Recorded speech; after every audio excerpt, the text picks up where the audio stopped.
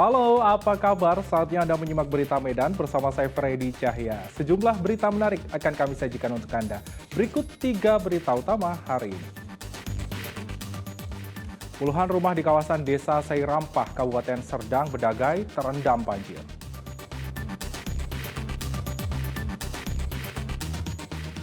Sebanyak 23 pelajar ditangkap atas kasus pembegalan sepeda motor di Jalan Gagak Hitam, Kota Medan. 2 tahun absen dari agenda tahunan, gelar Melayu Serumpun akhirnya kembali digelar di Istana Maimun, Kota Medan.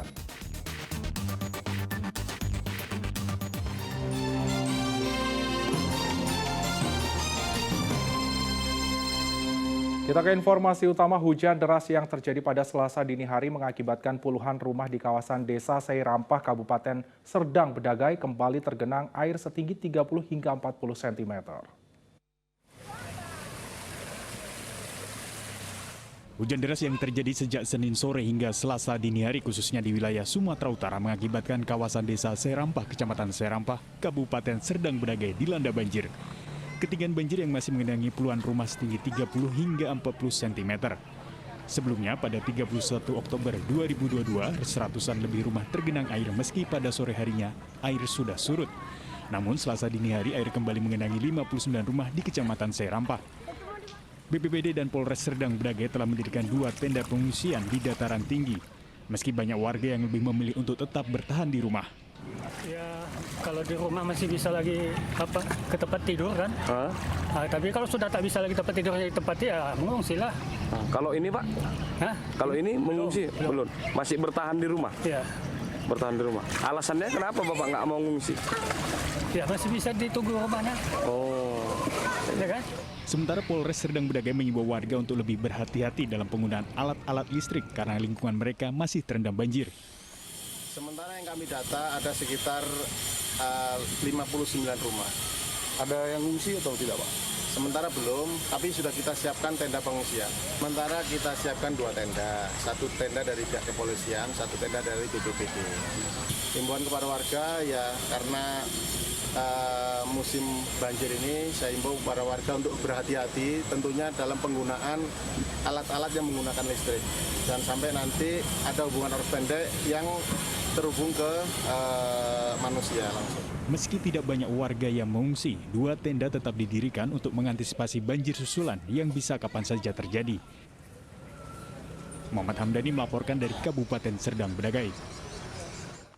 Penangkapan seorang pria yang belum diketahui identitasnya oleh sejumlah polisi beredar di media sosial. Kejadian ini terjadi di Jalan Bakti, Kabupaten Asahan. Pria yang ditangkap berupaya melarikan diri hanya mengenakan pakaian dalam. Warga di ruas Jalan Bakti, Kabupaten Asahan, Senin petang dihebohkan dengan keberadaan pria yang hanya mengenakan celana dalam berupaya kabur dari sergapan polisi.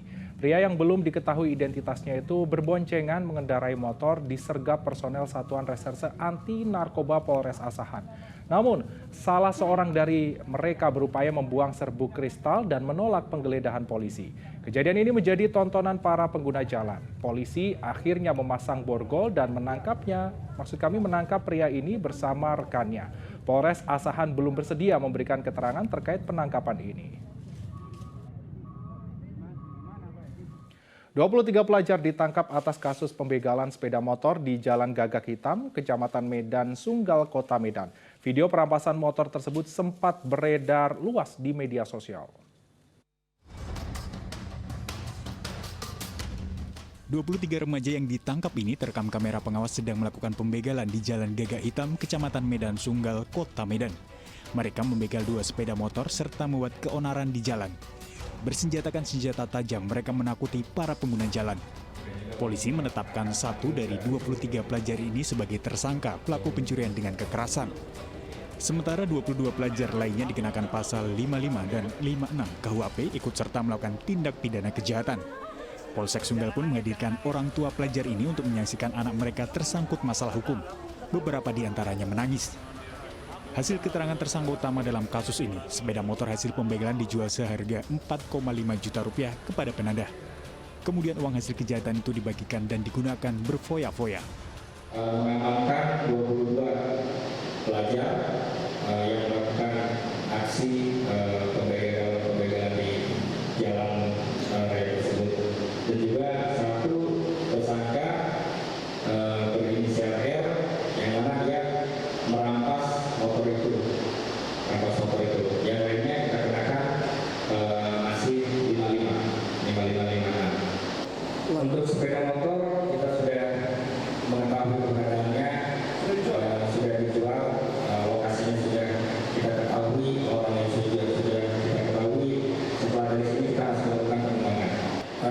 Geng motornya Salam Tawo SR.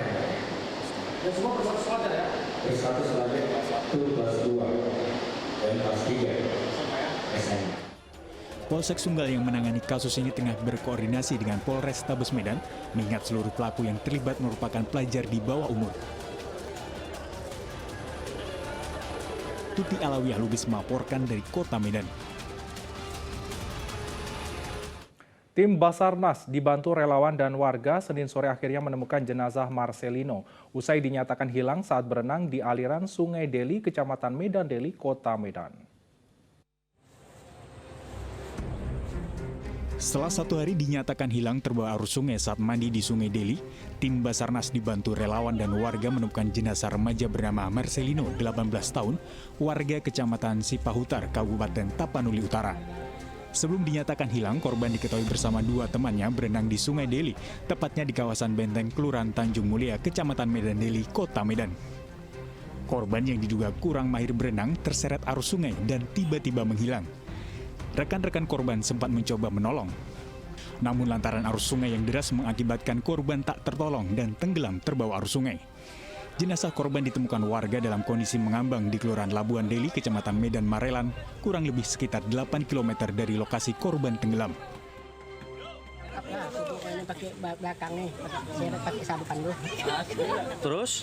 Bawa kemarin. Bapak naikkan. Bapak sudah ngapain tadi? Pulang dari laut. Pulang dari laut ya? Nah, cucu yang dapat. Iya. Nampak. Ya, dia orang nganyut gitu.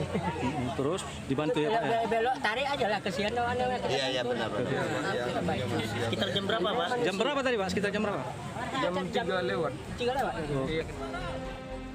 Jenazah korban kemudian dievakuasi oleh tim Basarnas dan langsung diserahkan kepada pihak keluarga untuk dimakamkan. Isak tangis keluarga korban pun tak terbendung ketika ikut bersama tim Basarnas mengantarkan korban ke rumah duka. Muhammad Hamdani melaporkan dari Kota Medan. Kita beralih ke informasi lain, Badan Pengawas Obat dan Makanan Kota Medan melakukan pemeriksaan kepada pihak manajemen PT UPI. BPOM juga menyita 18 drum propilen glikol dan ribuan kotak produk jadi obat sirup.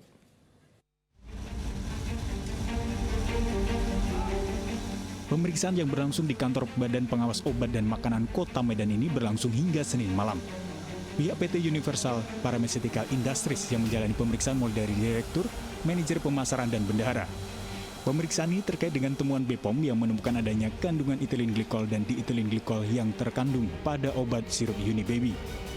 Dari hasil pemeriksaan laboratorium yang dilakukan BPOM, terdapat kandungan ethylene glikol dan diethylene glikol berasal dari bahan baku yang digunakan pihak perusahaan, berupa cemaran yang terdapat pada propylene glikol yang melewati ambang batas aman.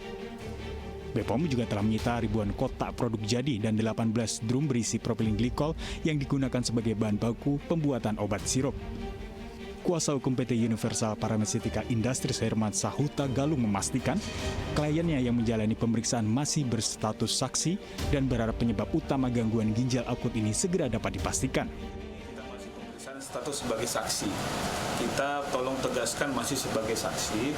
Dirut utama, masih saksi semua. Manajer pemasaran, iya masih saksi semua, sama bendahara itu semua masih saksi, belum ada jadi tersangka. Kalau pengujian dari profilen glikol sendiri di Bogor, berapa hasil? Ya itu nanti menjadi wilayahnya BPOM untuk mengungkapkan, tapi kita juga sudah jelaskan bahwa itu di ambang batas aman yang ditentukan dan kita juga berharap agar hal-hal ini tidak akan ada hal lain ya. Kita anggap semoga ini menjadi penyebab utama karena kita mendengar di daerah lain juga ditemukan gagal ginjal kepada anak itu, tapi dia tidak mengkonsumsi obat sirup. Hingga kini sebanyak 185.000 botol Junibaby sudah ditarik dari pasaran. 2 produk Junibaby yang ditarik yakni Junibaby Cold Syrup dan Junibaby Demam Drop. Sementara untuk di Kota Medan sebanyak 67.176 botol sudah ditarik oleh perusahaan sesuai dengan arahan BPOM. Muhammad Hamdani melaporkan dari Kota Medan.